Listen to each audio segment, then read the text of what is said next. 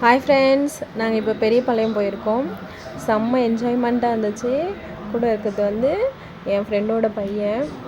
ஃபேமிலியோடு போகிறது வந்து செம்மையாக இருக்கும் உண்மையிலேயே. அப்புறமா வந்து பொங்கல் வைக்க ஆரம்பிச்சிட்டோம்.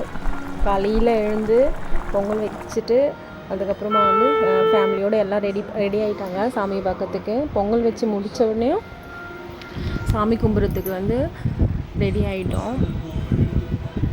3 பேரும் சாமி கும்பிட்றோம். இங்கே பாருங்கள், அண்ணன் எப்படி தேங்காய் உடைச்சிருக்காருன்னு சொல்லிட்டு அண்ணி செம்ம டென்ஷன் ஆகிட்டாங்க. அதில் இங்கே பாருங்கள் எப்படி இருக்குன்னு. ஃபேமிலியோடு அப்புறம் போகிறது செம்மையாக இருந்துச்சு. இப்போ வந்து ஃபேமிலி ஃபோட்டோ அப்படி அங்கே என் பொண்ணு தூக்கி வச்சிட்ருக்கேன். நான் இன்னொரு பொண்ணு வந்து கீழே இருக்கா. அவள் வந்து இந்த பிபி வாங்கி தரலன்னு சொல்லிட்டு ஒரே கோவம். நான் கேமரா பார்க்க மாட்டேன் அப்படின்னு சொல்லிட்டு கீழே பார்த்துன்னு இருக்குது.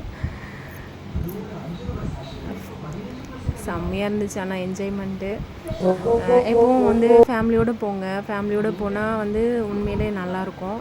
பெரியபாளையம் போனது வந்து चलो चलो 1 पीस 50 रुपीस नहीं है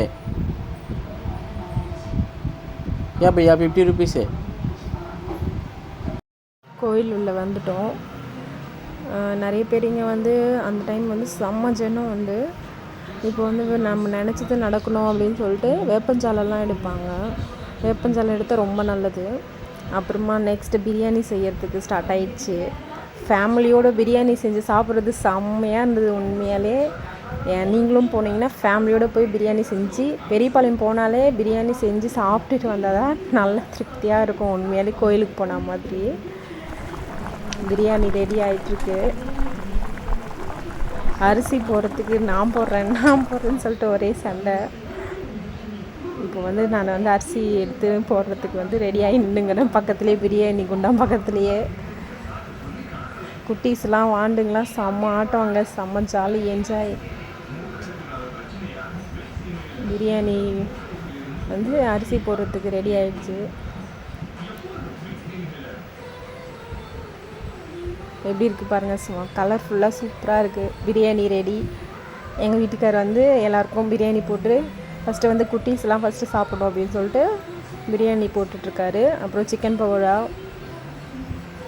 ஃபஸ்ட்டு குட்டீஸ் எல்லாருமே சாப்பிட்டு முடிச்சு. Bye friends. பிடிச்சிருந்தா ஒரு லைக் பண்ணுங்கள், கமெண்ட் பண்ணுங்கள். பெரியபாளையம் நீங்களும் போயிட்டு வந்தால் எப்படி இருக்குன்னு கமெண்ட் பண்ணுங்கள்.